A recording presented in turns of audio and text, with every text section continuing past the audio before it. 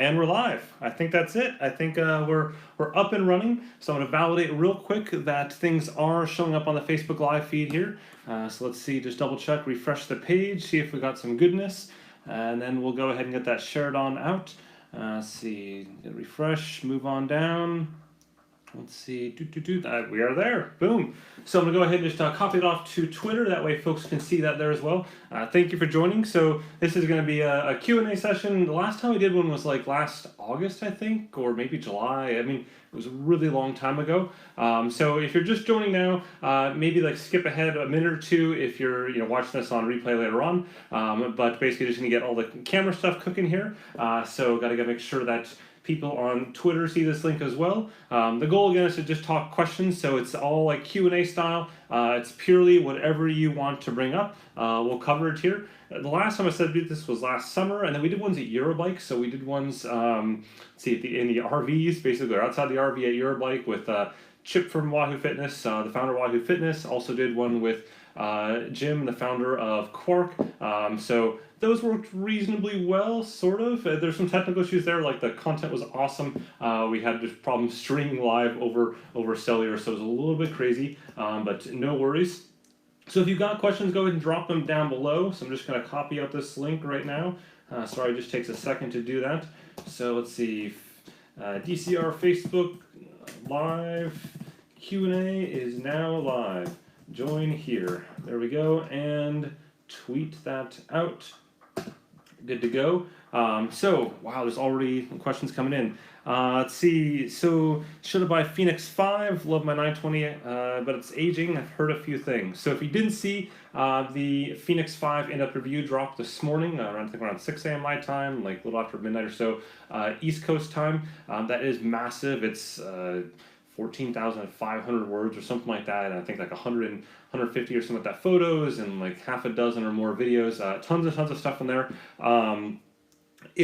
There's a lot to consider. Like, I guess the 920 is an awesome unit. Like, there's no issues whatsoever with the unit. And if you're happy with what you got there, then honestly, it's kind of silly to spend extra money. At the same time, there's also cool features in the 5 and the 5X, especially the 5X if you're looking for mapping. It's got that functionality that isn't there in the 920. 920 has kind of breadcrumb style stuff, and things are just generally a lot more polished in the Fenix 5. I think that's like the overarching theme of the Fenix 5, if you will, from a review standpoint, and just in general, it's cleaner. Like, it's a more polished product than it were a year ago or 2 years ago with the Fenix 3 or 3 years ago with the Fenix 2 and so on. They've kind of really get to the point where it's just very, very polished. Let's see, David asks, if you were racing a long course triathlon, 70.3 or longer this season, what would be your personal technology setup? So first off, sorry if you hear the phone ringing in the background at the bakery. I forgot to close the door and it's too far away. I think people stop calling her shortly. So my setup for long course triathlon, I tend to be a guy that likes to have a separate bike computer from a tri-watch, and I like to use the tri-watch as well to track the entire event, and a bike computer to track just the bike side of things.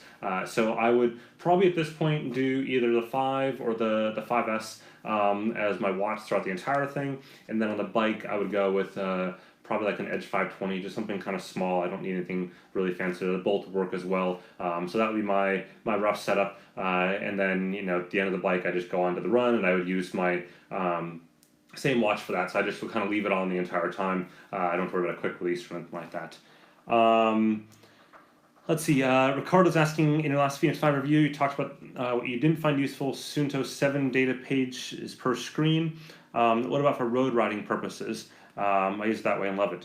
That's certainly true. I kind of said, I tend to be a person that likes to have a bike computer for the bike, and I like to have a watch for the run. And so for me, like if I'm on a triathlon bike, like the tri-bike's right there, you're in the aero bars, it's really hard to see the watches.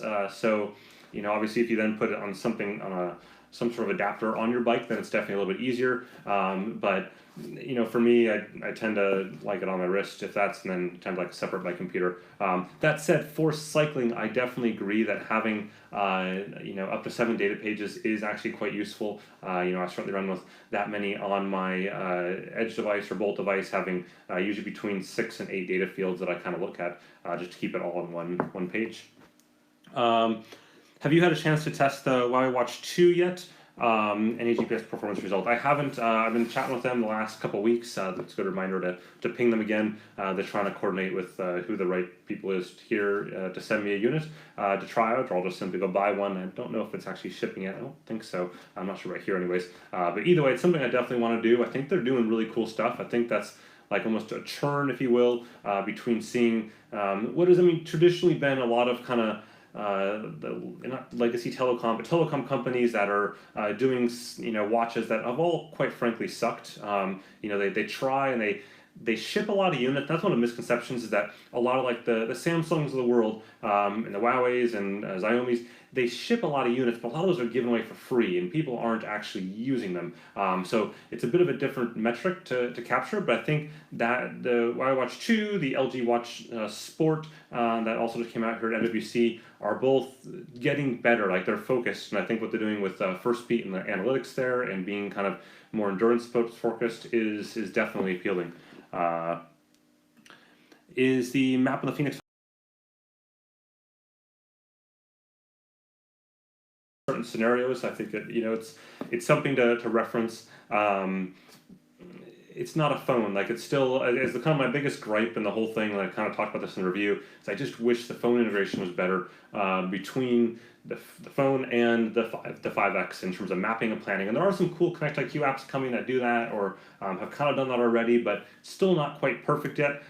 So that's something that I really want to see Garmin do a better job of, and I've been really just hammering on them for like ever on the Fenix series on making that integration cleaner. It should be a lot easier. If companies like Design and Wahoo, not to like put them down, but if they can do that with the resources they have, certainly Garmin can do that same sort of mapping, quick transfer and stuff as well. If we're up to you, what would you get, a 520 or a Garmin 520 or a Wahoo Bolt? I go either way. Like, I'm pretty much happy with either one. There's little nuances I like in one or the other. If I'm doing a lot of indoor training stuff, I really like the way the Bolt does the indoor trainer control on the Wahoo series trainers anyways. They don't yet control FEC trainers. There are some nuances that I use from a testing standpoint that make the Bolt a bit tricky thus far. So like, just to get really into the weeds for a second, every time the Bolt powers on, it records the AMP Plus IDs of all the IDs or all the sensors that it sees in its database and range there into the fit file, which means that when I'm analyzing it later on my tools, I have to figure out which sensors are which. It just looks like a big mess. It's just little trivial stuff versus like the Garmin only will show the anti-IDs of the sensors it records. Again, these are like little things that matter to me, just make my testing life easier. But other than that, like, I was perfectly happy using just the Bolt. Like, when I went riding in America a few weeks ago, I just had the Bolt and some watches. I didn't have any other head units, and I was happy. Like, there's no real issues there. When will we find out where all your business cookies went? Soon you'll find out where the cookies went to and the candy. That's soon. I'll just save it for that. Sorry, skipping through here. There's so many questions are coming in so fast. I'm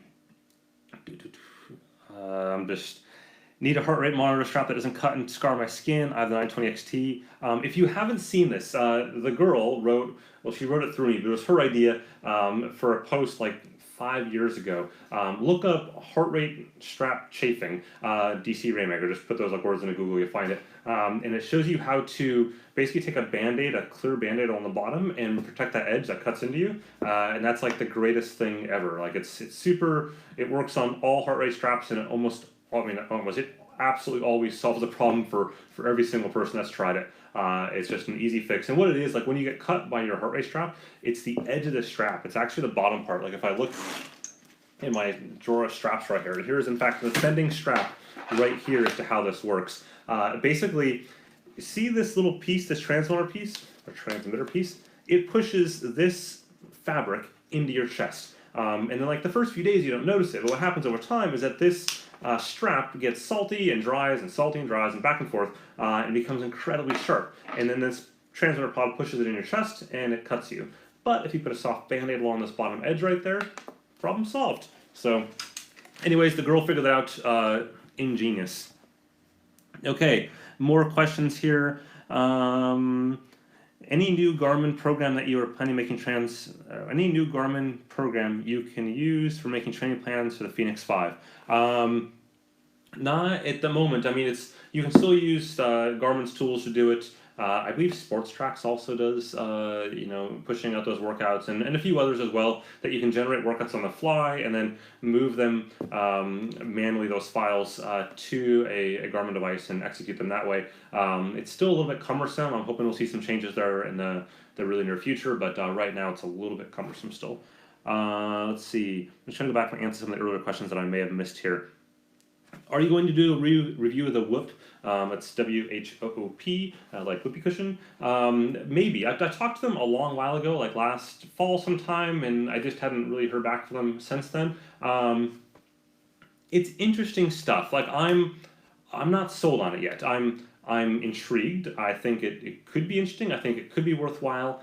I haven't seen a lot of data that supports it. I guess I'm really skeptical when we have all these companies in the industry that are doing impressive stuff with. So what it is basically, it's a band that's just a band. There's no display on it, and it simply measures a bunch of metrics. I'm trying to think of all the right words here, including it's got sensors for like HRV data and all that kind of stuff. And they claim that they can get all that data in sport modes, or basically in workouts as well as outside of workouts, and then create a whole picture of your entire day. And so like from a recovery and training and load standpoint, and a lot of the stuff that you're seeing other companies do, like First Beat and others, except they put it into this band. It's really expensive. It's over $500 for just this band, and it's really big and kind of clunky looking, but they've got a bunch of big name NBA teams and things like that, and pro sports teams on there. Anyways, my point is I'm just a little bit skeptical anytime we see someone come in the market, put a bunch of high-profile sponsorships up there, and say their stuff is the best out there, but not actually have any science to back it. Like all of the stuff you see out there is pretty slim. Like the 5K runner actually did a great review blog post on it just a few days ago, in fact, and really started digging into some of those claims a little bit. And I got kind of a mixed feeling from him as well on whether or not he believed some of those claims. And I think he certainly can validate a few things, but a couple of the things are kind of like, well, I can't really validate it because of the way the data exports. So long story short is I'd like to do something on it. I haven't quite decided when or how, but I'm pondering still.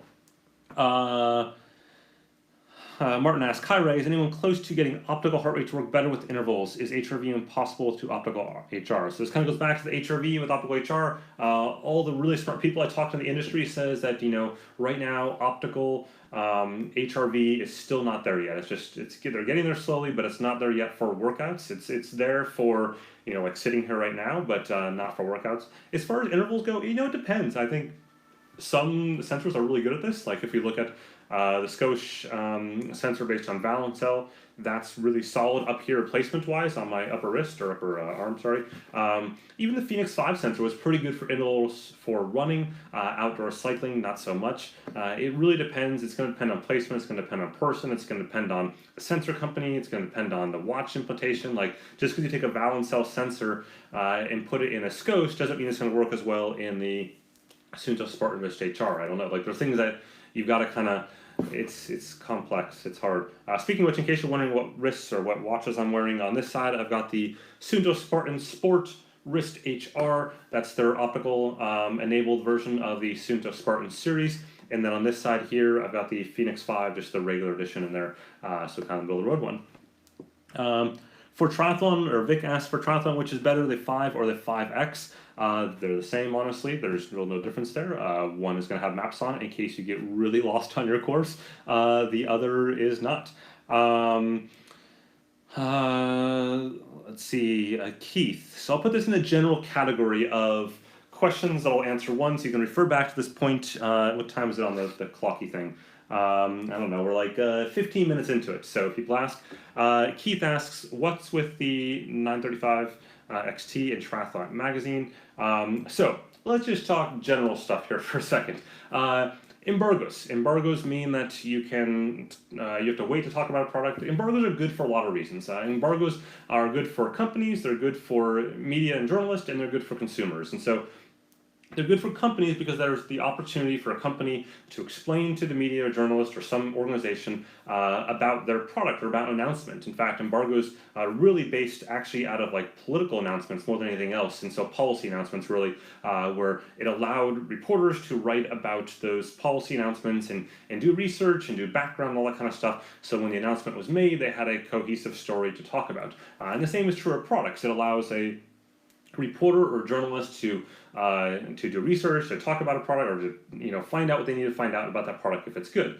Compared to if a company announces a product like in 5 minutes from now, and then I get a press release in 5 minutes, I have to decide whether I'm going to react to that and write something quick and just stick it out there. What is effectively a fluff piece? That's what the industry. That's what I try to avoid. That's why I have a pretty hard rule that I won't write a piece unless I've got something in hand. There are rare exceptions where something timing wise may not work out right, and I'll just write like something short to kind of give you my thoughts on it. But I really prefer to have things in hand, and I pulled all companies to that, whether it be Garmin or Polar or Apple. There's plenty of cases where I haven't read about those products because I haven't had them in hand, and they'll have to just wait. And so that's why it's good for those two people. Why it's good for the consumers is that you get legit details on something. You get something that's been researched and thoroughly fact-checked and all that kind of stuff, as opposed to, again, just a fluff piece that's a regurgitated press release or something like that.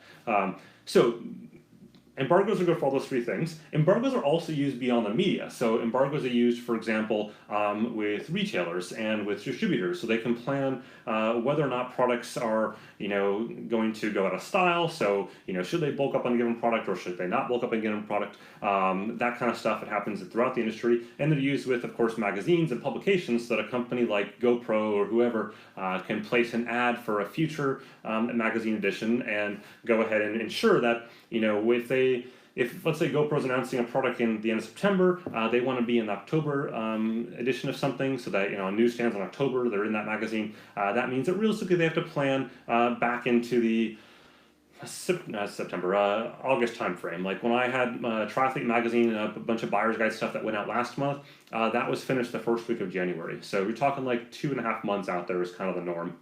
So with all that background, generally speaking, companies place ads in magazines for the future, and that's based on a predictable time schedule of when that magazine will release. And so, like a May issue of something would release typically in April. So if you were to see a May issue release in mid-March, you might come to the conclusion that someone kind of screwed up, pressing a button somewhere. So just we'll leave that there. That's my 4-minute explanation of that topic. Moving along, let's see. How are you getting on with your grand collection of foot pods? Are they in general showing potential as expected? A bit inconsistent devices or between devices?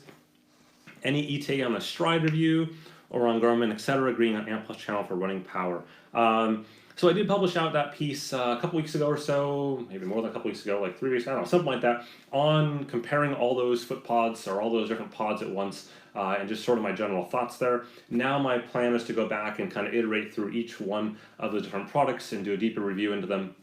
So Stride and RunScribe are sort of the two, and the Milestone pod, I guess, well, three that I'm like closest to. I had a bit of a snag with Stride, and not really Stride's fault, but with the Fenix 5, there was a bug I was running into. It was just fixed this past Sunday, where it was giving me bad data, so that was making it a bit difficult to get the data out of that and have clean data. I did have most of that backed up on a Fenix 3 as well. That was working just fine, but that sort of slowed me down and kind of distracted me a bit. So anyways, that's all on my short term. Definitely like in the April pile, I want to get through all that kind of stuff and have like at least the big three, I think, or the big two of RunScribe and Stride out. And then there's other ones that I want to touch on, like the Shift, and I think the Milestone pod is interesting as well. So moving up, I know I'm way behind on questions now. Mark asks, visiting Iceland, Germany, Italy in July. Any tips on training abroad? Just enjoy it. Just explore and enjoy. Just go out and run primarily. I wouldn't I wouldn't try to do cycling unless you have plans for a bike in a given area. Instead, I would just focus on running and like open water swimming if you can. Like trying to coordinate in countries that you don't speak the language for pools is really difficult. You can do it in some places, you know, if it's obvious, like in Barcelona, it's super easy to swim there, the pools. But other places, like even if you were to come to France here and try to figure out the pool schedules, your mind just it's such a mess. Pools are open like from 6:30 in the morning till 8:30, 8:15 on Sundays, and then open again from 11:45 to it's weird. So I just would focus purely on running, going out and enjoying running, and then fitting in swims like of opportunity if you can. Looking at your list of cities there, there's not a lot of open water in those areas, but I would just do that instead. Can the Wahoo Bolt run the Cyclops magnets or just the kicker and snap? Just the Wahoo trainers right now. They're saying sometime this fall for doing the FEC trainer, so basically everyone else. They did also say that last year though, so I'm going to keep on like poking them at that because that's, you know, it's sort of a big deal. Sliding back up the questions here. Comment on the 1x11 SRAM. I don't have a comment, honestly. I don't have one. It's kind of gets into like the gearing, mechanical stuff that I don't tend to follow too much. I think the whole 1x stuff is really interesting, but it's not something I've really get into too much. Anthony asked, do you still work as an IT consultant? Where do you find the time? Nope. So last October, the October before this, I left. I now do this full time. So it's great. I got all the time in the world. I think that's like the biggest thing. You know, obviously I enjoyed my job. I loved my job. If I could do both of them at the same time, I would absolutely do that. But I just have freedom to schedule my own time now. Like it sounds like such a trivial thing, but I can now like say yes to a conference call from someone. I can say, yeah, I'll be there for that. Or people want to schedule meetings here. I can say, yeah, I can be here. Versus in the past, I really couldn't. It wasn't my time. It was, you know, I squeezed in stuff here and there, but it just was tough to work around that. Sylvester asked, what are your thoughts on CDA measurement? When do you think they'll come to the edge element type devices? This seems to be a big missing feature gap. So CDA is referring to the coefficient drag, basically aerodynamics measurements. I agree, it's a big gap. Like I've been kind of like trying to poke and get the PowerPod guys to transmit that across AMP Plus or Bluetooth Smart to devices. Like that's such an easy win for them. I would sit there and be like, this is trivial. Like you have the data, it's already in the data, it's already in the data stream, just transmit it out. There's certainly lots of discussion about whether or not that data is super accurate. Nobody disagrees or whatever you want to call it about whether or not it's valuable. The question is whether that data is accurate enough. I don't think we know, to be honest. I don't think until you can see that data in real time and start to figure out if that makes sense. But in my mind, like get to that point. Just in the same way that Stride has a Connect IQ data field app, I'd love to see PowerPod have that. It boggles my mind they don't have that. Like that's such an easy marketing play for them to do, and it's such an easy technical thing to accomplish that I guess it's just strange to me. So. Dimitri asks, I'm a Greek poor runner, so I want to buy a used one, Ambit 3 Peak or Fenix 3. They're both great. It depends on what you want. Like if you find everything you want, if you're a trail runner, I'd probably go a little more towards the Ambit 3 Peak. If you're more a road runner, I'd probably go more towards the Garmin side of things. If there's apps and stuff you like on the Ambit side versus the Garmin side, I would use that as maybe a delineator there. They're both great watches, so you wouldn't really go wrong with either one. Bill Bayard asks, sorry for the Android work questions. Have you a chance to test the LG Sport?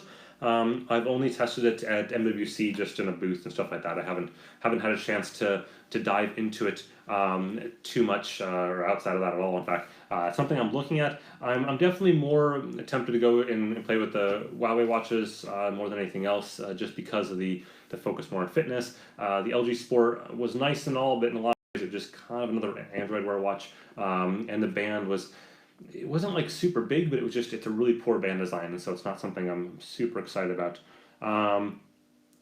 Mark Smallwood asks, where do you see Strava going? No real visible improvements in the last year. Is it too big now for competitors to catch up?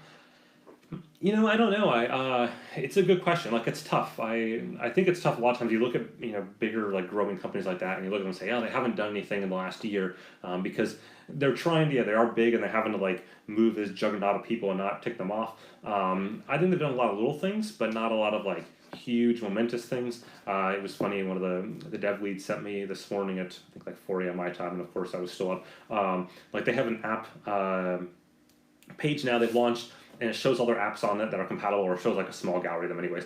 But what's impressive to me is there are 17,000 developers registered to Strava, like that is to use the platform. 17,000, that's crazy. Like if that is any reason, Garmin, why you should open up a developer program for people to tap into your platform, like that's just a mic drop right there. 17,000 people. Now, of course, active users of that, or active apps of that, I think, what do you say? It's like, I don't know, 500 or something like that. Somewhere in that range. I'll maybe put the stat somewhere else.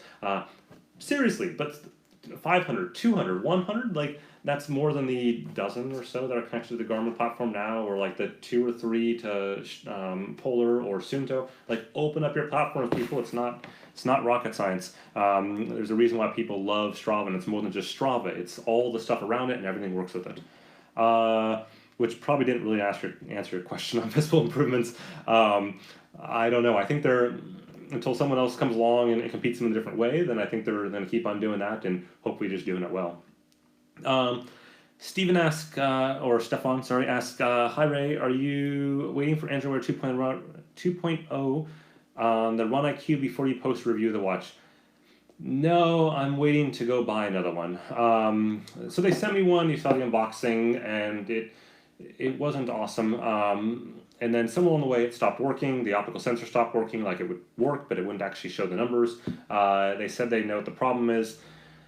They said they would send me a new one too. I just haven't honestly answered them back to send me a new one, because most times when companies send me stuff from the US, I end up paying a bunch in customs. So I'd rather just buy it at that point, because if I'm going to pay the money anyways, then that's easier. So I'll circle back at that at some point. I'm, for their sake, hoping that Android Wear fixes a lot of the issues they have. They've just made some really bad design decisions that make it a really tough pitch for a running watch. Let's see, Robert asks, will the AMP Plus standard ever include a data stream to report power meter battery level? I thought it does. I thought, I mean, I'm trying to think, like, my P1s, the Corp, I thought they all include power. If you know, like if some of the AMP Plus people are watching right now, drop a comment down below and I'll tell you. But I'm pretty sure it does include it. Now, whether or not the companies report a different issue. The other issue too, by the way, is battery drain of like coin cell sensors and stuff like that is really, really wonky. And it tends to be really tough to judge, especially on initial power up. So it tends to take a little while to be able to make an accurate statement on whether or not something is low on battery. Jamie asked, the Huawei watch with first peak analytics, when will it be reviewed? I mentioned this a little bit earlier, but it's short when they send it to me, or when I get around to going out and buying it. One of the two. Kyle asked, hey Ray, are there watches out there that do proper mapping? I can only find the, I'm not sure if I meant Epics or Etrix, but in the Fenix 5. You know, Android Wear watches do proper mapping. It's a bit of a mess in terms of, you know, getting that content, or getting those, mapping where you want to go. Casio is probably closest to being, you know, certainly solid in that area there, but not a lot of other options out there. Like there's some older ones that you can look back at, like the Leica watch, but I would never buy that at this point. That's years old and hasn't been updated in a while, or tangibly updated anyways. And so it's a tough area. Like I don't know. I'm not sure. Like it's just a tough area. Let's get to the next question from Alexander here. Where do you see the sport watch industry in 3 to 5 years? Do you see a slowdown in major development? No, I think it's speeding up. I think we're seeing companies releasing, certainly we're seeing Garmin do this, we're seeing Suunto, we're sort of seeing Polar do this as well, like iterating faster and faster and faster, in part to keep up with Android Wear and Apple, and in part just because that's sort of the more natural rhythm of consumer technology. I mean, you think about like phones are released every year, computers every year, all that kind of stuff, which isn't to say you need to go out and buy a new watch every year. Like my phone, my iPhone 6, it is a number of years old. Like whenever it first came out, that's when I bought it. So it's a few years old. It probably feels a lot older because it's got a lot of like water issues. But I think we're going to see companies continue to innovate faster and faster in this sort of like arms race. I don't think you're going to see major leaps though as much. So like if you look back and you said, between the 910, the 920, like those are huge jumps. Like those are totally different products. But then you say, okay, between the Fenix 3HR and the Fenix 5, that's a much smaller jump. Like that's or a leap or bounce or evolution, as opposed to revolutionary stuff. And so I think we're going to see them do that to try to keep people interested in products, and it seems to work. I mean, Garmin is selling more watches than ever before. Like it seems they're doing something right, I guess, from a business standpoint, anyways. Let's see. Going through here. Have you swam before? If so, how do you wear your goggles without having it come out of your face if you're learning how to swim? You do buy new goggles. If your goggles are falling off, not the right fit of goggles. Most goggles come with like a little plasticky thing in between them, like a little kit of them. So it changes around. Like they should stay on your face and they should be happy. Let's see. Todd asks, any word on the Fenix 6? No, nothing that far out. I think realistically you're talking like another year or two at least, I would guess. But it depends on what I said before, like if they're going to iterate quickly or not. But I mean, the Fenix 5 just started shipping last week, so I think we've got a ways, folks. Have you encountered any issues with the Flux? No. My Flux was happy. I was good with it. I think we've collectively reached like the flattening out of the issues that people saw in the first bunches. Like there's a whole Facebook Flux owners group that had been tracking that like in excruciating detail. People that had issues with Flux, the failure rate for the first hundreds and thousands, and now they're into like selling 6,000 or 7,000 or something like that of them, and the failure rate now is, I think the metrics I saw yesterday was 0.2%. So that's really darn low for a consumer electronics device. So I think you're pretty much good there, and honestly you're not going to like go out and find an old Flux because the demand is so high that it's just they're going right away. And the good news is that for the most part Tacx has been pretty good with swapping out units where people had issues with the first earlier on units. I know some people, like certainly Shane Miller, GP Llama, got like 2 bad Fluxes in a row. I got none.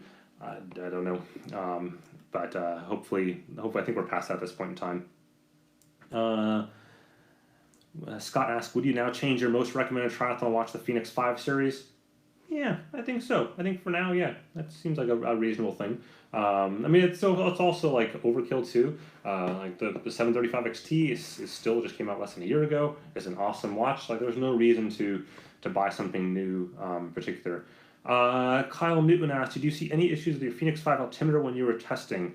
No, I saw one issue on one activity earlier on in the beta where the map plotted using a course and something went wrong there, and I got a weird data point, not in the actual recorded data, but just on the little plot graph. They were able to track that down, and they knew exactly what it was, caused it, and fixed the bug. So that was a while ago now. I don't remember how long time ago. But that's it. Everything else has been like beautiful from an altimeter standpoint. Pretty happy there at all. Your opinion so far on the Suunto Spartan Sport Wrist HR, this blue one right here. So far so good. I've been watching some of the accuracy stuff. I've done some runs and skiing and cycling and all sorts of random things so far. And so I'm really focused on the accuracy piece of the optical sensor. I want to kind of tweak some positioning stuff there. I'm not quite getting the accuracy yet I want out of it, but that's one of the things I always tell people, if they've got accuracy issues with optical heart rate sensors, move it around, like move it from this wrist to this wrist. Try going up or down the wrist a little bit, try even going inside the wrist and see if you can figure out what's up there. So that's exactly what I'm doing. So I'm following my own advice. I do like what they're doing. Like their March 31st update that's coming in the entire Suunto Spartan series is really strong. The interval mode that's on here now is pretty cool.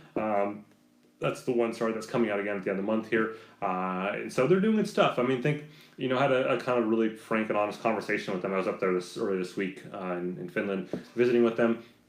And their issue, and they know their issue, has been playing catch up. The whole Spartan series was, by their own words, launched too early. They just simply went out too early. And so it's tough right now for them in that they have to play catch up with features, so things like interval and all that kind of stuff, which they're doing, and then they also have to do cool crap, as I told them. Like you still have to go out and do cool stuff that's different than the competitors and do something unique. And so their challenge is being able to do two things at once. They have to do all the old stuff to kind of catch up and bring the product up to par with the competitors, and then they have to do something else to make it cool. And we kind of joked and said, you don't get credit for turning in homework late, right? And that's sort of their challenge, is that it's tough to reward, tough for everyone to reward them credit for doing something that should have been done 8 months ago. Still, they're doing it. They're doing a great job, and I think what I saw this week is certainly very promising. It's still going to be a longer road ahead, but I think they've also priced this nicely at $499, so they're definitely undercutting the Fenix 5 from a price standpoint. That makes sense because again, they have less features. Let's see, Darren asks, any thoughts on the bezel durability of the Fenix 5? A few of the units seem to have good scratches. I treat my watches like crap. I really do, and I don't see much on here. I see one little nick down here on the bottom. That's it, and this is, I guess, over this particular unit right here has been 2 months, and I had another unit before that. I've had, I guess, a ton of units. Pretty good. I treat them like crap. I throw them around. I run into things all the time. Somewhat on purpose, somewhat just because I'm clumsy, I guess. And it's holding up pretty well. There's obviously a point where eventually you're going to damage something. Like for me, it's actually this little edge right here on these things, these drawers, is incredibly sharp. Like really, really sharp. And that's where I tend to poke things the most. But it's also the RAM stuff I run into. Any thoughts on reviewing, evaluating battery life on some of the devices that have been out there a while that they tend to degrade over time? I've thought about it. Battery life tests are sort of a pain in the butt for me, to be honest. They're interesting. They're tougher for me to do in the city than they are like for someone that has a big backyard. They can stick something out there. For me, I have to stick it on the roof, which means I have to tie it down because the pigeons will take it. I'm not kidding.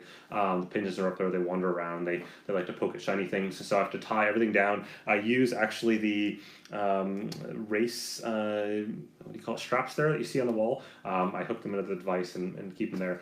So I would look at a little bit.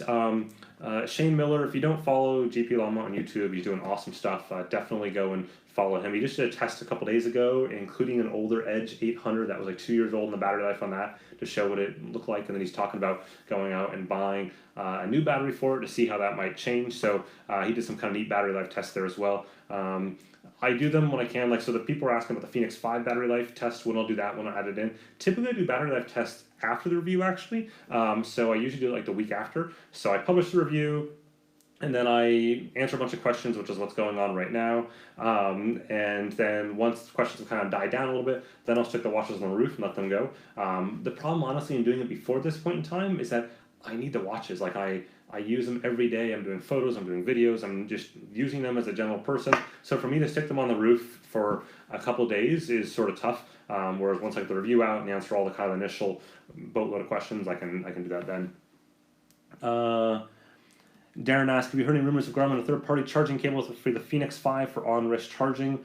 Seems like an obvious gap. I agree, it's an obvious gap. I think it is harder than folks think, to be honest. I think the way the connector gets in there, and talking to some folks about it, from Garmin otherwise, that point that it goes in is trickier because of the locking mechanism. So it's not so much getting charging in there, it's getting it to stay charged. So it doesn't, pulls in nice and tight. But certainly they can do it. I think it's gonna take though legit manufacturing expertise and not something that you can easily 3D print to be able to pull that off. I'm hoping they do it. I mean, it seems like an obvious thing to me.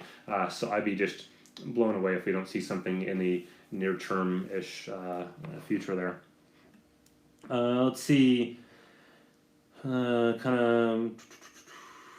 Sylvester asks, thanks for answering the question on CDA. A couple more personal questions. What are your race plans this year? How is becoming a father change your racing training? What are your watts kilogram right now? These sessions are great. Keep them up. Let's see. First, race plans this year. So I'm going to kind of do I would say the usual Paris triathlons and events and stuff. So I've still got to sign up for them, but my rough plan is to do the Paris Versailles sprint triathlon, to do the Paris full triathlon or full Olympic distance triathlon here, the main one in town. There's also one out in June on the coast, the northern coast of France. I want to do. I think a few of our friends are going to do that too. So I'll do that. I'll probably Olympic distance as well.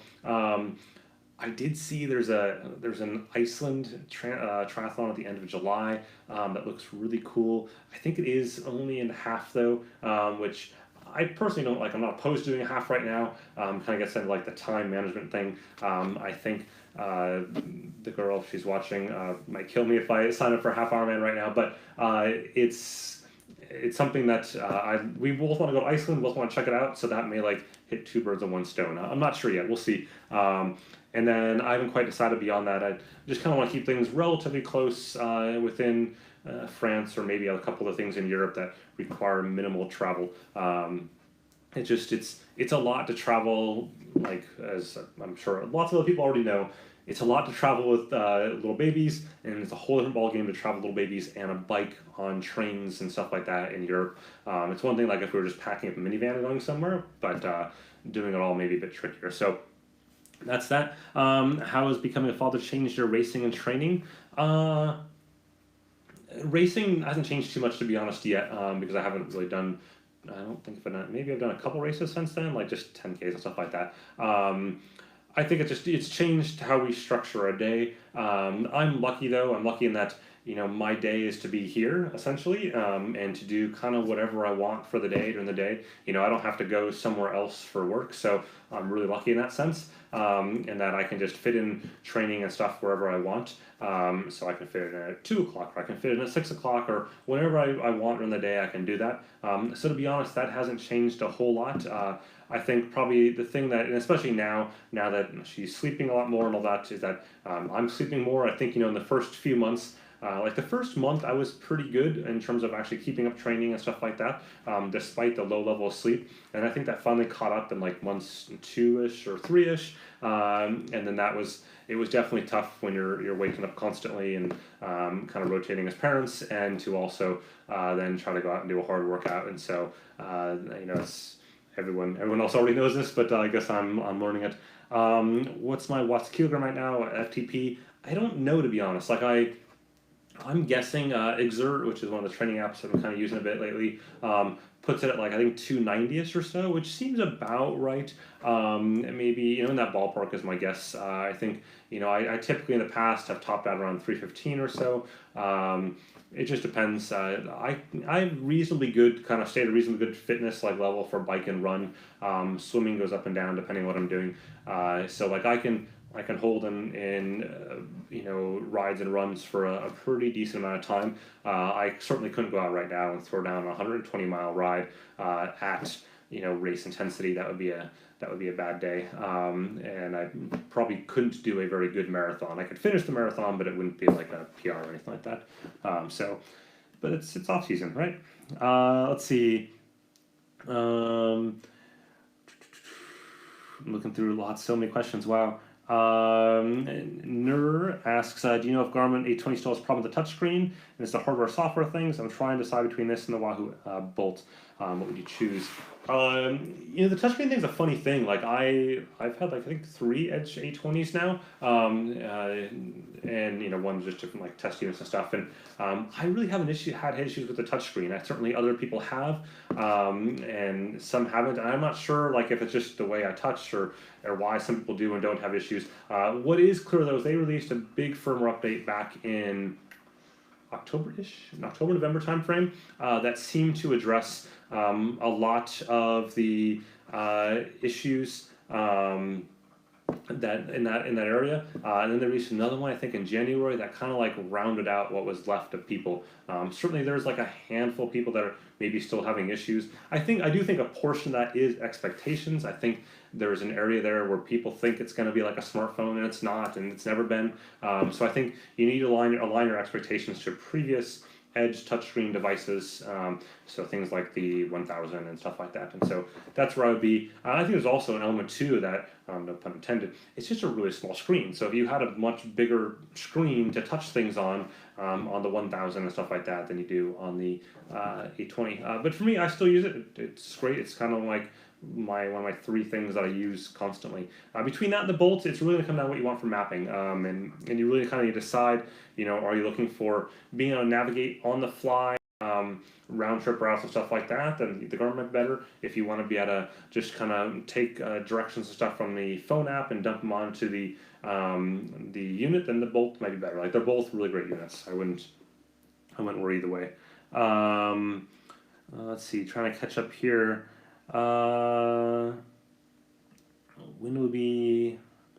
When will we see a reliable power meter that can switch between all my bikes? It's already here. It's the PowerTap P1 is the easiest one to swap between bikes. You can do that in under 2 minutes, swap them back and forth. And even like crank-based power meters, if you have the same bottom bracket between them, you can swap a Quark or something like that in under 5 minutes between bikes and have it be reliable. Same with the Power to Max. Or any of those ones that are crank-based, you just especially if it's like Shimano, and you just pop it off and off you go. So it's here today. It just cost a bit of money. I think it's gonna stay a little while, or stay expensive for a little while. Let's see if I can catch up some other questions here. I'm kind of missed a whole bunch. For a runner, would you recommend the iWatch 2 or the Forerunner 235? It's in general, I would recommend the Garmin watch for a runner's runner. Like if you're out there running all the time and you want something that works on all sorts of weather conditions and it's just easy to use, then I would probably go with easy use from like a running and interval standpoint. I would probably go with the Garmin. If you want a watch that's like a better day-to-day business watch, then the Apple Watch is better. But I think for most athletes, you're going to kind of end more on the Garmin side right now. The Apple Watch is doing awesome stuff, but I think from an athletic standpoint, it just leaves a little bit to be desired for me. David asks, how is your Limits power meter doing these days? It's sitting right there on the table. It's not doing much. It just doesn't work. Like it's that simple. I mean, no amount of retesting and stuff like that's going to change that. It just doesn't work. It doesn't work for really anybody. I mean, there's a few people that can get things to kind of work indoors, like if they don't pedal much. I mean, it's not good. It's kind of what like, I don't want to say like I told people so, but it's exactly what would happen. Like when you rush a product to market, you're going to get issues, and sometimes those issues are like 1% issues or 1/10 of 1% issues. It happens to even the biggest of companies, and sometimes those are like everyone issues, and this kind of falls into that bucket. Let's see. When we see more of your Fenix 5 skiing stuff in the review on YouTube later. So I shot actually kind of a couple cool things on the Fenix 5 while I was skiing. I shot a full video with my brother. We had a lot of fun actually making it, coming down the hill and hitting some top speeds and stuff like that. I started editing that a little bit the other night. I gotta finish it. I was sort of bummed because I screwed up twice on that in the filming. One, I thought I turned on the Verb Ultra 30's image stabilizer and I turned it off on accident and hit another setting, which means that the footage is a little bumpy, so I'm having to spend a lot more time like cleaning up and making it cleaner or more viewable. And then two, we used the gimbal for the second part of the video, and we did some really kind of fun gimbal stuff. And we forgot to push the record button. So, and we didn't notice that until this was like the last one of the day, and we got all the way down to the bottom, and it was like, so I'm trying to like salvage what I can there. I've got the core of the video in terms of the Fenix 5 and skiing and stuff, but I kind of had like a bit more fun things that we were doing and stuff in there. And I've captured most of the fun stuff, but I just got to spend a lot more time editing it because it is a bit bumpy with not having that either the gimbal on or also having the gimbal footage or having the image stabilizer on. Nikolai asks, any head-mounted display glasses type lenses that you're excited about? Nope. Think next-gen Recon Jet. No, I think there's one, my mind is completely blanking on the name of the company at the moment. I will think about it a little bit. Sorry, I'm trying to think, what the heck is their name? They're doing cool stuff. So the company that I can't think of is doing cool stuff on heads-up display type tech. They had planned a Kickstart launch and start shipping last summer, I believe, and they've been delayed. And so they're doing cool stuff. I think Recon, I don't want to say they're dead because someone will come out and like tomorrow announce something, but it's sort of the Intel problem. If you get bought by Intel, you're dead. It's like whoever the Shark Tank guy says, you're Kevin O'Leary, you're dead to me. That's sort of what happens when you get bought by Intel. Same thing happened to Basis and others. That technology, though, did go into Oakley's Radar Pace, which I do have somewhere on here as well. I haven't played with it a whole lot, though. I guess for me, it's just tough because I still want a watch or a unit or something. Like, it's not, I don't feel like it's fully replacing the watch or a bike computer or anything yet. So until it does that, it's just spending a lot more money to duplicate things. It's, people talk about second screen, but I don't want a second screen. I want just one screen to rule them all, and I don't think it's there yet. I think in part because you either having to balance a heavy unit, like physically heavy and bulky, to have the battery for GPS in there, or you're having a lighter unit, which is great, but doesn't have GPS, and you're still going to carry something else. So until we see both of those together, I think it's going to still continue to struggle a little bit. Just my 2 cents. Signaler asks, the Polar H10 heart rate sensor, why is this better than the H1 heart rate sensor? I think you mean H7. Do you recommend buying it new? I would say, like, if you're going to buy a Polar heart rate sensor right now, certainly buy the H10. Like, it makes sense to buy that over the H7 or something else. It's the newest tech. I played with the CES for a little bit, for a day or whatever, but I don't have a production model here. I haven't played with since then. I think they emailed me this week about that. Just started shipping last week or something. So that's something that I probably will sort of look at over the next few months.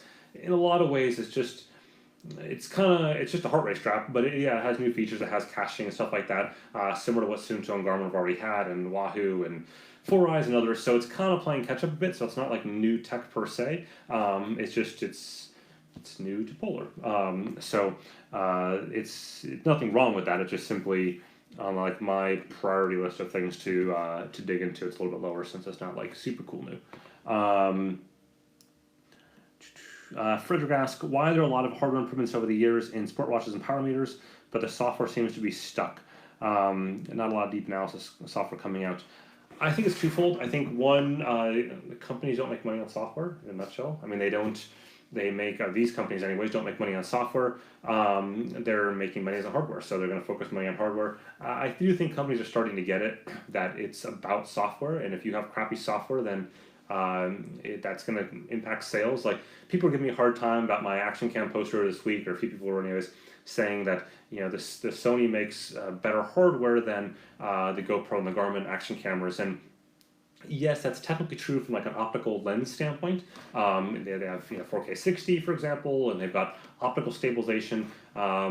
But that's really where it ends. Like, I mean, and I don't even agree with the rest of the hardware on the Sony side being better. I think it's actually subpar compared to either the GoPro or the Garmin from a mount standpoint and stuff like that. But it's a software side in the Sony that's just really, really bad. And really, for those major reasons, I can't recommend that. And so therefore, that hurts their sales, and maybe not very much, but I think the general consensus across most of the tech media is because the software standpoint is so bad on the Sony units, that's a very strong reason not to recommend it. And so that's an example where that is hurting their sales. And so, until a company is forced to make a change, then they're probably not going to invest a lot in software, unfortunately. And I think, Garmin and a lot of others tend to see themselves as good enough on the software side. And don't get me wrong, they're making changes and their updates and all that kind of stuff. But we don't typically see Garmin, Polar, and Suunto when it comes to the software platform, the web platforms, the mobile apps, like leading the way in amazing new features. I think there's tons of things they can do. I give them plenty of suggestions all the time, but I think that they're focused on doing that in hardware and hoping to some degree that others will do it with like apps such as ConnectIQ apps and things like that. Ryan asks, will the Garmin Index and MyFitnessPal integration issue ever be fixed? Are Garmin still committed to the Index platform? Do you think there'll be any new developments on this front? I think in general, scales are like the redheaded stepchild of companies, whether it be Withings or, Withings is actually different, but whether it be like Fitbit or Garmin or Polar, even Wahoo has a scale, you probably know that. They don't get any love. Like, it's like you stick it out there and you just are like, done. And I think the same is kind of true in the Garmin camp. But yeah, the whole like MyFitnessPal and Garmin integration thing is a complete mess. It's been a complete mess for years. I don't know what to say. Like, it just sucks. So Garmin, there you go. People want that fixed. I do too. I think we even talked about it like back at CES. Elliot asks, can I get a happy birthday Happy birthday, Elliot. Let's see, my Fenix 3 is having battery drainage issues. It seems to get stuck on Wi-Fi, and we'll go through all the battery. It's on the latest firmware. Any ideas? I just would soft reset it. If it's like getting stuck on Wi-Fi and not doing that, I would just do a reset and see if that helps it. Let's see, having Garmin HRM3 issues, having lots of issues. I've changed the battery, repaired, put water on my chest. Any ideas? Those would be the ones I would try, to be honest. Like, those are the 3 common ways to troubleshoot heart rate straps. One, if you're seeing drops, definitely change the battery. That's like a clear sign there's batteries dying. If it's repairing and still dropping, I would at this point probably just ring Garmin up and have them send you out a new one. They're usually pretty good about that, to be honest. Like, chest straps to them are kind of like candy. Just solve it and be done with it.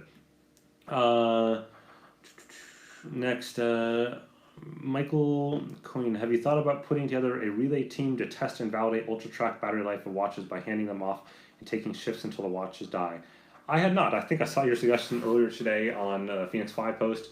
Some folks have asked, like, how do I test ultra battery length and stuff like that? And the simple answer is I don't. Like, I don't have a really good way of testing battery life for ultra track type stuff, and the challenge even with the rooftop test I was talking about earlier and ultra battery tests is that most watches today, like these watches, use the accelerometer in them to know whether or not you're moving. And so I think it was like the 735. I did some watch last year where I stuck it on the roof and it lasted like a million times longer than it should have. Like it was like 3 times the battery length that it should have.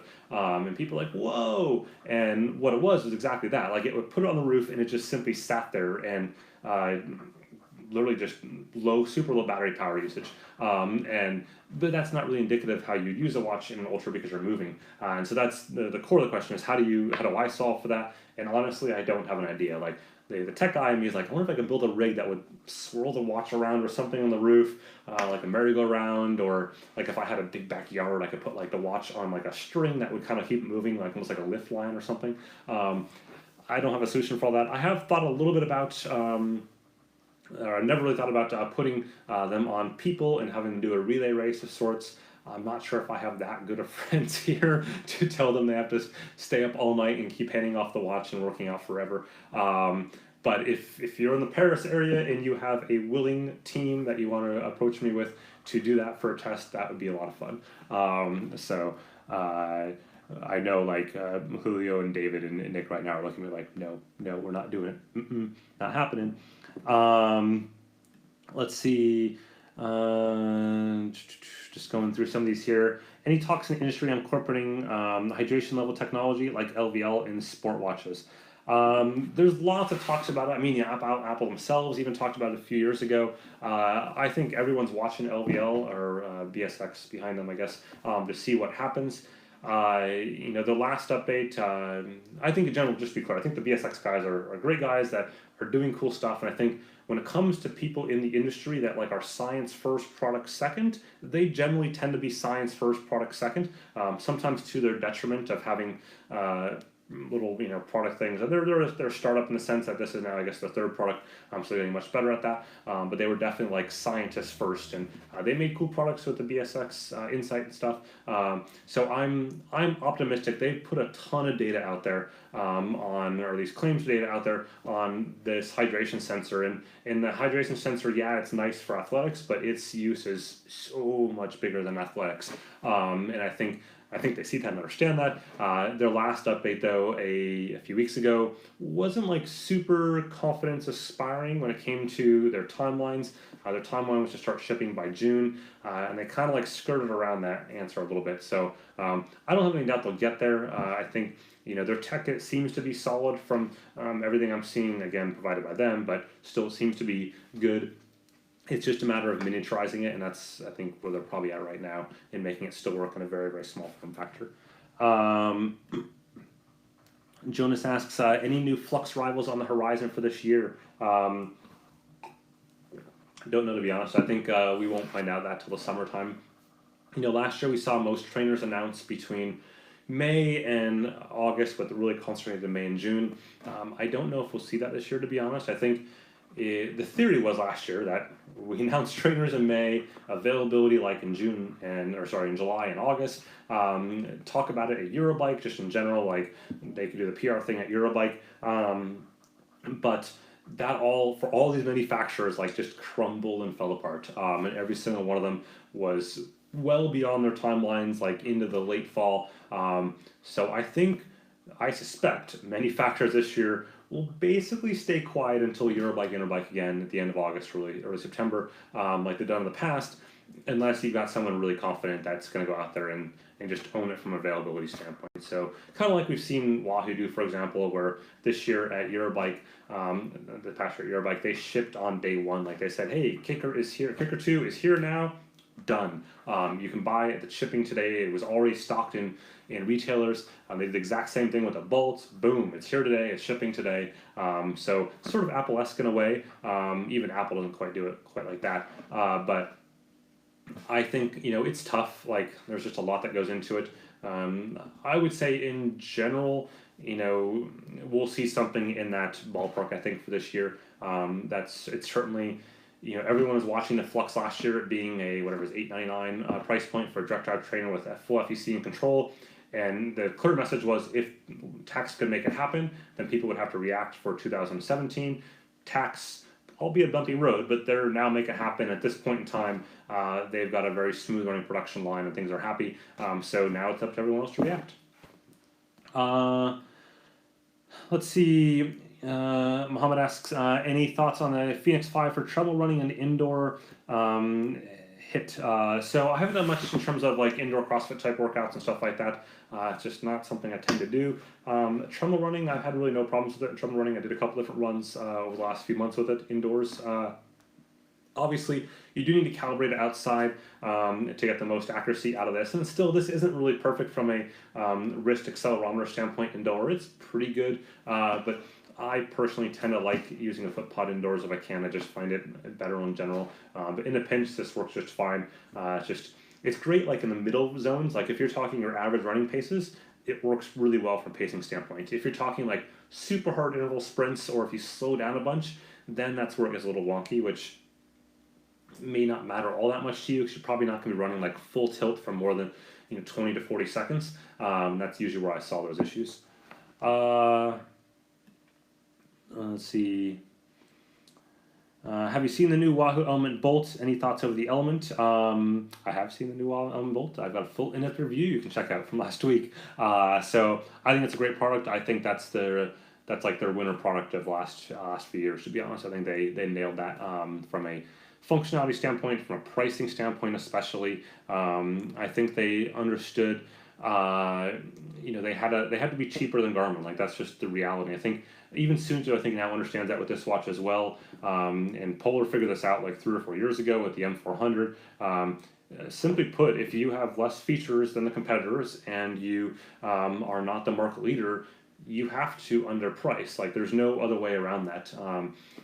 End of story. And so they did that. But in the case of Wahoo with the Bolt, they have different features, and I think that a case could be made between like the 520 and the Bolt, that they're both very, very competitive in different unique ways. And so that's where being $50 or whatever is cheaper than the 520 makes that super competitive. And I think they're going to do well, and well, they're obviously doing very well. Lots of people are going that direction, so it's good for them. Absolutely.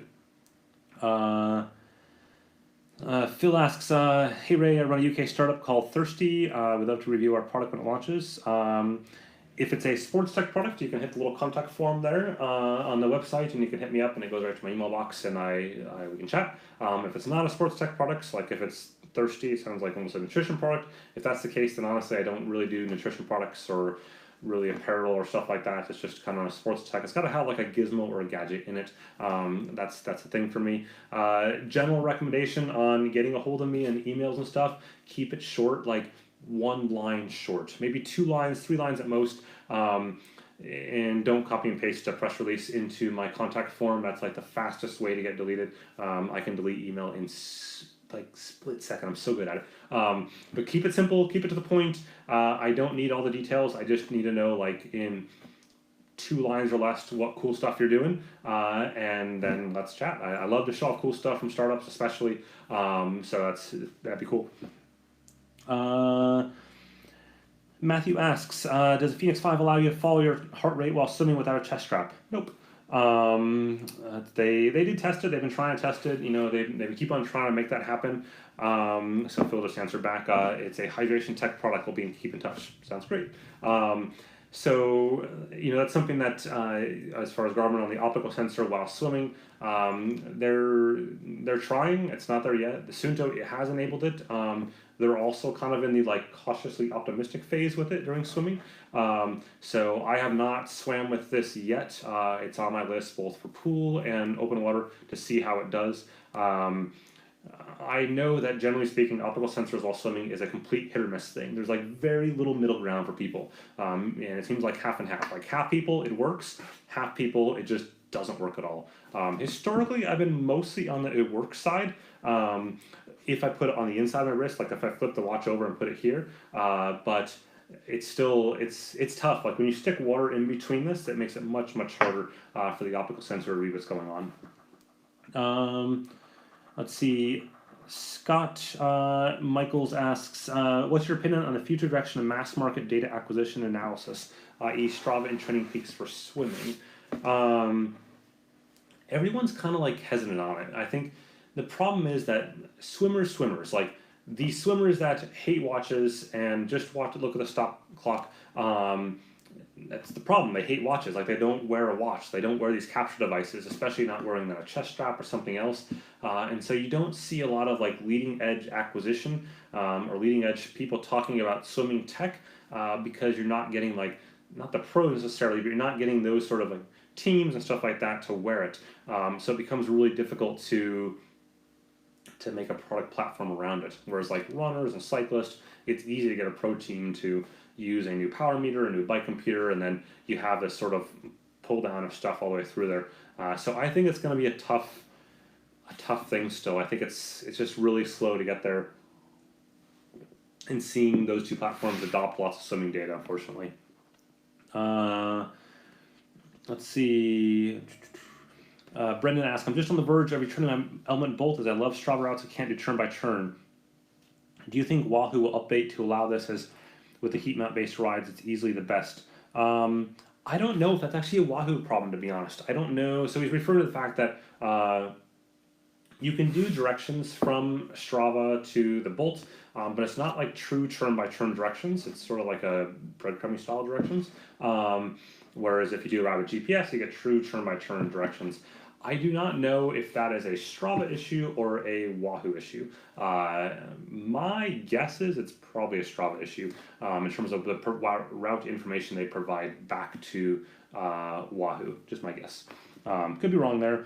If I'm wrong, then I'm sure I'll probably get a text in a minute or two from the Strava folks who tell me that, and then I'll tell you. Let's see. Met, I'm sorry if I'm pronouncing that wrong. Don't you think multi-sport watches are a bit pricey than they should be? They keep on increasing prices levels forever. Yes, they're getting kind of crazy in pricing. The one catch though, and why they're getting crazier, is because they're now including optical heart rate sensors, which in the past you had to buy a heart rate strap. So like if you look at the past, you would have said you had to spend $50 to $75 on top of the watch to buy a heart rate strap. And so in general, we're seeing prices like $100 more than they were 3 or 4 years ago. Now, when you get to like the Fenix lineup, then you're getting to more like the style side of things, where companies are, Garmin and Suunto are saying, well, it's stylish, now we're going to pay more money for the stylish side. The good news, they're still making offerings that are cheaper, like the 735 XT, that do have optical and kind of the core functionality, and that's I think a fair trade. But to be honest, like the very first question I think somebody asked is about the 920. Like you can go out and at various sale times you'll find the 920 XT or like the Suunto Spartan series and stuff. Not Spartan, sorry, the Suunto Ambit series for like $200, give or take. Those are awesome deals. We typically see triathlon watch sales in May. Every year it happens in May. I expect the same this year. Like May is an awesome time for buying a triathlon watch if you can hold out till then. I don't know what's coming this year, but just every single year for the last like ever, there's been sales in May. So that's when I would buy buy a new triathlon watch if you're looking for a deal. Just to be clear, you're not going to find a deal on either of these two watches, the Fenix 5 or the Suunto Spartan Ultra, in the May time frame. Like they're too new. You're going to find deals on, again, like 920 XT, Suunto Ambit series, Polar V800, stuff like that that are older watches, just like it always is in the past. Richard Kaufman says, Withings seem to care about, there are a lot of other scales, kind of reference to my comment earlier. Yeah, I agree. Withings definitely understands that their scales are a large piece of their bread and butter. I'm really interested in seeing how the whole Nokia thing goes. I worry immensely that Nokia will be to Withings what Intel was to Basis and Recon. And obviously they've announced the rebranding stuff this summer. I saw the rebranding stuff at MWC. I even don't think that's a good move. I don't think rebranding to Nokia is helping their use case at this point, to be honest. And that's kind of, I've had a lot of chat with people in the industry around that, and people are kind of mixed there a little bit. I think it goes both ways. I think a lot of people understand the Withings brand in the fitness and health realm, and they're happy with that. And they look at Nokia brand, they say, oh, that's just a phone manufacturer trying to do something.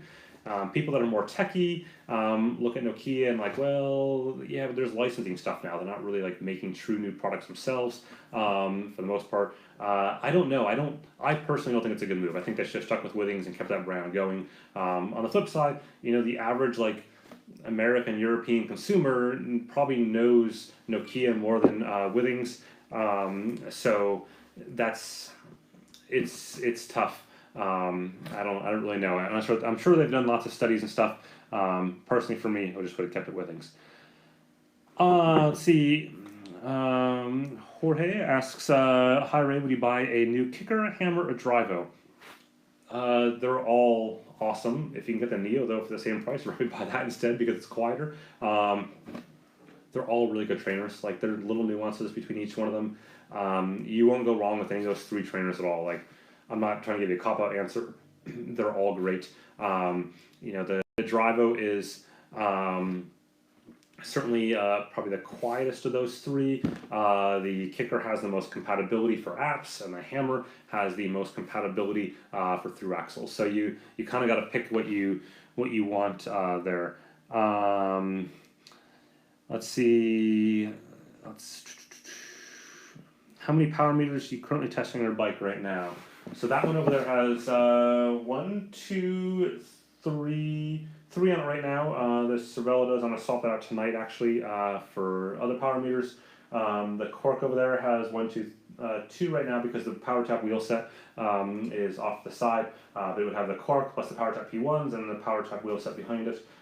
Generally speaking, I run a PowerTap hub on all the bikes that I have, PowerTap hub sets for all the bikes to use kind of as a reference point, and then I have usually 2 more power meters on there, typically a PowerTap P1 on the pedals, just because I have the flexibility to put it on any sort of crank set out there, and then whatever power meter I'm testing. If I'm testing power meter pedals, then obviously I don't run the P1s, I use whatever I'm testing. My goal is to always have a minimum of 3 power meters on a single bike when I'm testing.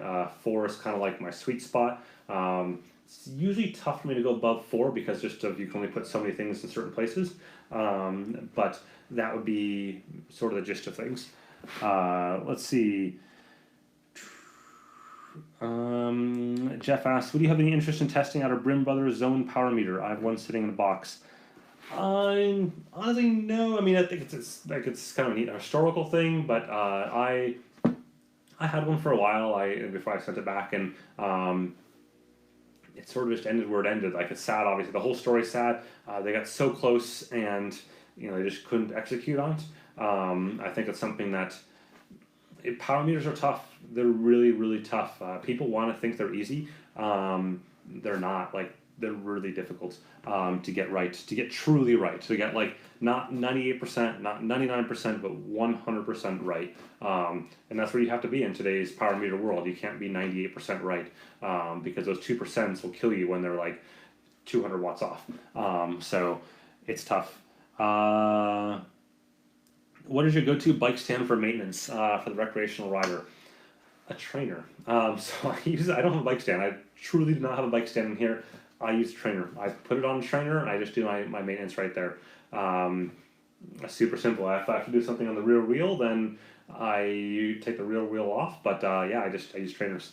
I don't actually have any room in here. Like I know it probably looks big on the camera, especially like a fisheye lens and stuff. It's not big in here at all. Like this is not much bigger than the average bedroom in the US, I guess. Not like a master bedroom either, but like it's a big kid's bedroom in size, the cave. People that come in all the time are like, wow, it's much smaller than I thought it would be. It's true, it's not as big as you think. Especially when I put all this stuff here and I have, treadmill and trainers, and I just don't want room here. So, yep, I use a trainer for my bike stand. Melanie says hugs to Lucy, our little dog. Lucy's having a good time right now. She's in Newfoundland and enjoying the snow, running around in circles there. She's a happy little camper. Let's see. Randy asked about the Polar H10 heart rate sensor. I talked about it a little bit earlier on. I think there's interesting stuff. I don't have it on like my short-term radar review, but it's on like my medium-term radar. I did talk about it back at CES, so you can check it out back then in January for a post on it. Doug Thompson, what are your thoughts on the Vivo Active HR product cycle? It's been almost a year now. Good Garmin release a new version soon. I don't know. It's really interesting to see what they do there in that product cycle. They were kind of like, what, a year and a half between products, I think? 1, 2, yeah. So maybe we'll see something new, maybe not. They're in a reasonably good place with that. I think that's a pretty good product for them, that they don't necessarily have to innovate right away. I could see them, say, waiting until later on this year and then doing something like in time for the holidays. That might make more sense, to be honest, if I was in their shoes. They haven't really seen a lot of competitors yet, in that space. So I think if I was in their shoes, I'd probably just wait.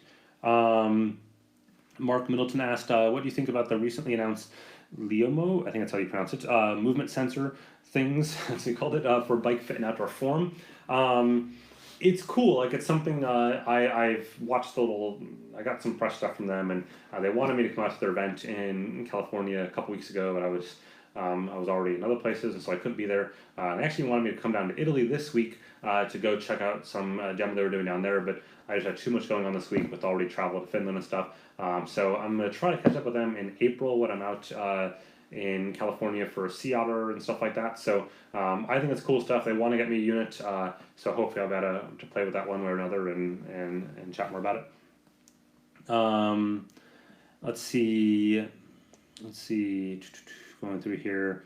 Lots of people asking about future unannounced watches or something. Again, go back to like 15 minutes into this whole live stream and I talk about what I can talk about there. Thinking of getting the Watching Powerbeat, considering the previous issues we considered as goodbye. Check out my review from, I don't know, like a month ago or so. I kind of talked through those and, what I liked and didn't like about it.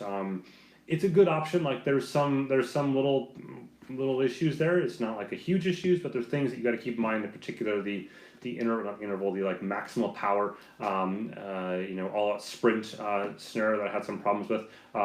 Beyond that, I think everything is great on the unit. I think a lot of people kind of read too much into my comments on the cobblestones, thinking that like it's all rough roads, and I tried to make as clear as possible. It is literally one section of maybe 100 yards to 200 yards cobblestones in Paris, and all the city that causes the issue that I saw, and that's it. Like I can do all the other cobblestones in the entire city except this one little section that I've used for testing of other devices, and other devices have failed too there, by the way. I can break all sorts of stuff on this little section of cobblestones, and so that's something that I wouldn't read too much into that. I don't think it certainly does not affect general like rough roads and stuff. No problems there at all. It's just this one little section that's a beast, in particular because it's like the frequency. It's just whatever the spacing on these cobblestones are, and I hit them at a certain speed, and it's just not a good situation. But again, it breaks lots of devices. Like I literally broke mounts in half on this section here. It's not like your average bare road. What camera do you use right now for the live stream? I'm using a Mevo camera, M-E-V-O. So it allows me to zoom in and stuff. So I could technically zoom in there like that on me. I haven't really bothered because I just wanted to keep it sort of simple for this.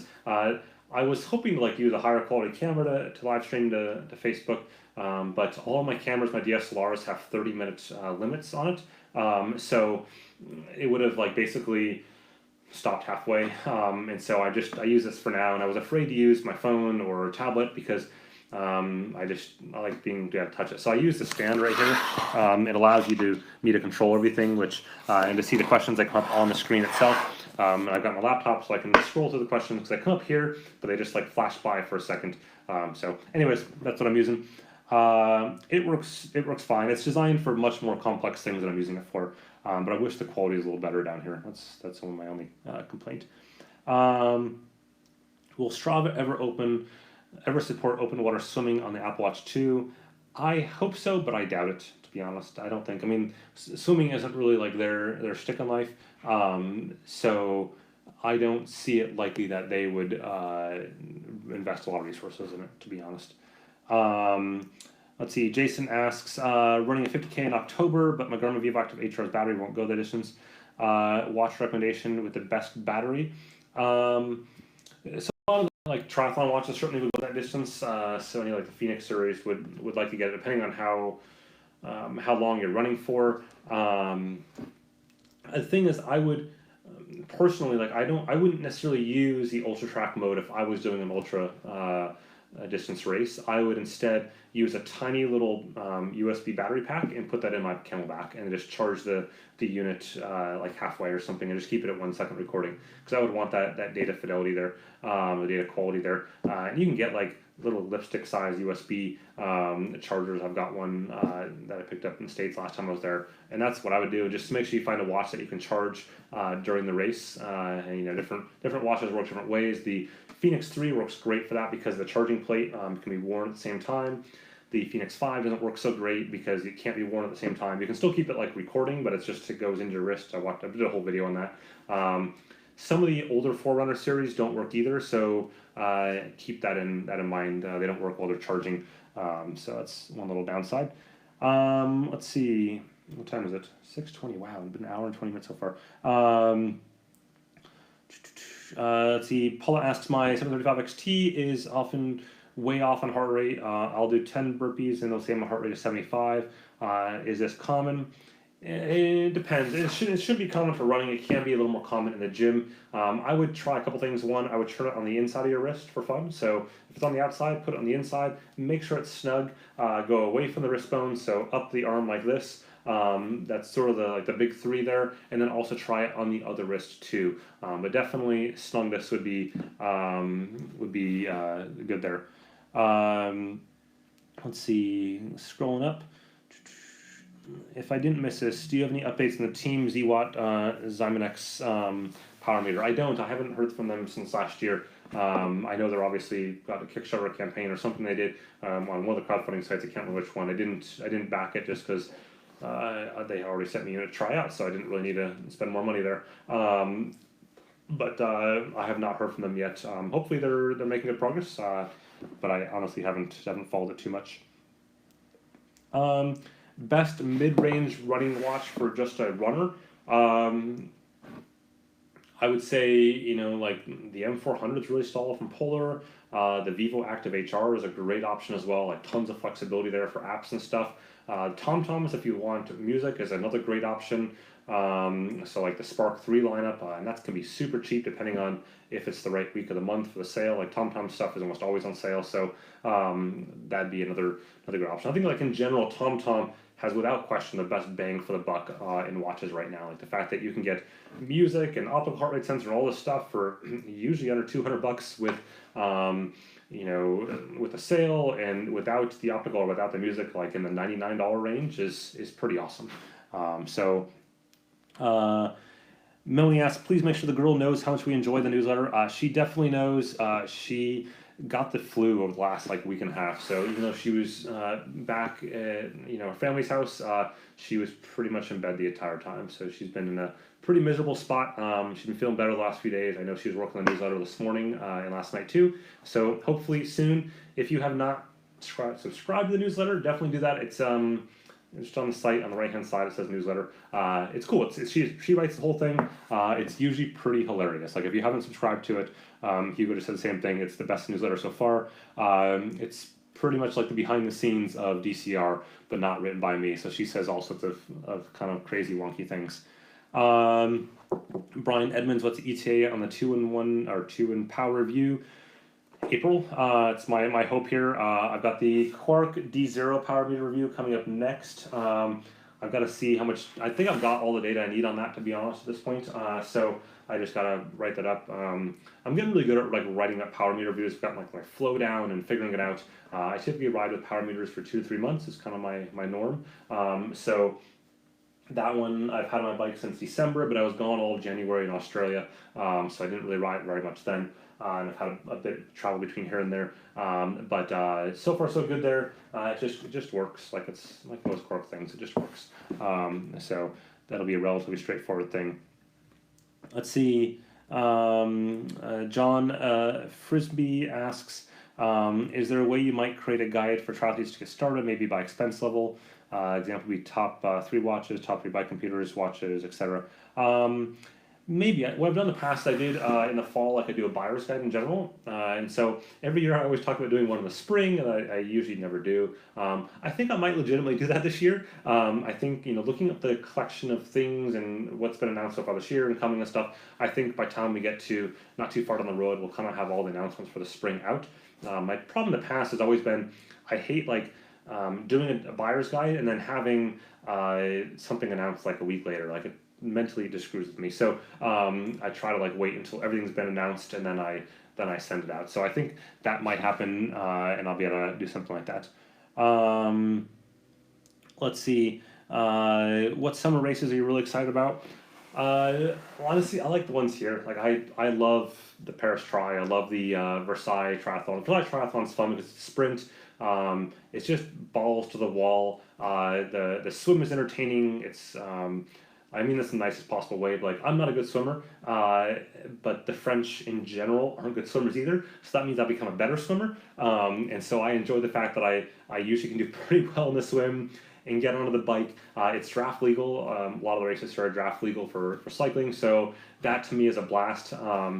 The trick though with the Versailles Tri is that it's very team focused in a way, and so if you don't find that right team or right buddy, you're pretty much totally hosed on the bike, and then you're in turn hosed on the run. But if you can, it's a blast. It's up on this race car circuit, so they go off from you swim the ponds of Versailles in a big chateau, and then you go up this short little hill. It's really steep actually, to this racetrack. You do 2 loops and you come back down again, and then you do a 5K, 2 loops around the same pond that you did. It's balls to the wall. It's a lot of fun. It's a blast. Paris Tri, same thing. It's draft legal, Olympic distance though. You race across the entire city, literally across from point to point, the entire city.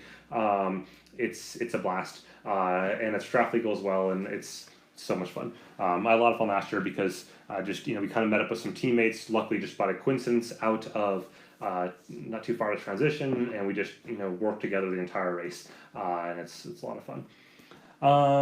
Let's see. Ivan asks Fuyatech review and Karma review. So I assume you're talking Karma gimbal grip, gimbal Karma grip, the gimbal, and the Fuyatech the gimbal as well. So what's funny? Those reviews have been sitting done. So the text on the Fuyatech review was 90% done the first week of January going into CES.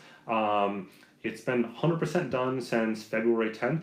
The photos have been done since February 10th. It's literally all sitting there, and I just have to edit the final videos from them. I have so many action cameras that SD cards and videos get everywhere, and then I'm trying to figure out where the heck I put them, and then I gotta it's just stupid. I was talking to someone yesterday, the day before, and they said about this video or that video, and I probably only publish 10, maybe 20% of the videos I shoot. I shoot so much video stuff. It's just the editing gets me behind. It's one of those things where I'm getting better at editing and I'm getting faster at it. And my new MacBook Pro here is definitely helping that. It's so much faster. But it's still my slow spot between balancing, do I edit or do I write a post? That's what it comes down to. in the amount of time it takes me to edit a lot of videos, especially more complex videos, then I can complete an entire post. And so it's a tough balance. The other thing too is that, you know, for some videos, like I do like what I call one-shot wonders. I'm just gonna like film it straight through and be done with it. Those I can do really quick. But if I'm trying to do a lot of complex comparison stuff, like in the case of the gimbals, where I want to show you non-gimbals to gimbal or two different gimbals side by side, I've got to reconsolidate footage. So anyways, long story short, I really hope soon I'm going to spend some time editing lots of different videos this weekend that I have for things coming up, and so that is on the list as well. As part of that, you'll see some of the GoPro grip stuff in there, the GoPro gimbal stuff in there too. I did have some stuff, I published that back as part of my GoPro Karma drone, and honestly, not a lot has changed there. I would say I may appreciate the Karma gimbal grip a bit more now than I did like way back when, just in terms of durability. I mean, like I dropped that thing off the bike in Australia at 25 miles an hour, and it's still mostly fine. Like it's got some little twitches in the last couple weeks it started to develop, but like it's pretty impressive. For me, dropping that off the bike onto pure concrete, by the way, and being fine is impressive. So I'll give them the credit. Something that, you know, I think otherwise it's kind of overpriced, but still it's cool there. Let's see, any thoughts, plans on a review of how to make real life rides for turbo training from GoPro or vert footage? Another video thing that I'm sitting here. So I shot all that footage back in November. When I was down in the Canary Islands, I put all this stuff together, like cameras going up and down these really cool climbs there, and I had like everything ready to go for a quick post. And not that quick, I guess, but everything ready to go for a post and how to do it all. I just didn't. And in some ways, it sort of worked out because honestly, it was somewhat silly to do that post in the middle of winter when people couldn't go out and capture that data themselves. So I think it makes more sense to do it now, and then you can capture it for next winter. But yeah, it's definitely something that it's like on my to-do list. It's cool stuff. It's not that hard actually. It's just me being like a tedious, I want to write something super detailed up, that tends to take a while. So I think I'm almost to the last of the questions according to the thing. Let me see if I skipped or missed any in here that are big or ones I haven't really answered somewhere else in the last hour and a half. Let's see. Taff says, I'm running with the RunTech Zoe pods. Had them a week ago. I understand what you mean by the phrase a crap ton of geeky data. Yep, that's pretty much it. It's a crap ton of data. Not bad data, just lots and lots of data to look at. I think otherwise, I think we've got almost all the questions. I'm sorry if I missed somewhere along the way. I know there's lots and lots of questions, but I think I got like the gist of most of the questions at some point over the hour and a half. You can definitely go back and of course watch this entire thing. You know, repeat the whole bit, but. Thanks for watching. I really appreciate it, both here as well as on the site. And stay tuned, we've got lots of cool stuff. Today's post, actually, the Fenix 5 post, passed an interesting milestone that I'll probably talk about tomorrow. So I didn't realize it until I went to publish it last night. But there was a kind of a neat milestone on the site that was passed yesterday that I was sort of surprised about. Like, it's kind of mind-boggling to me. So I'm gonna probably pull something together for tomorrow on that. And then I've also got like my ski trip post. I wrote up almost all of that earlier this week. That was just a blast with my brother and my dad. And so if you want just like more general DCR fun, I've got that. Maybe we'll even do a video. That's another example of I've sought so much video on that trip. And I don't know if I have time to edit it into something cool. But I certainly have got a lot of really cool pictures that were all over the place there. So anyways, thanks again for watching, and have a good one. Have a good weekend. For those in Australia that managed to stay up until 5:30, 4:30 in the morning, you're impressive. So well done. Or you've been drinking all night long. Either way, well done. Have a good one all.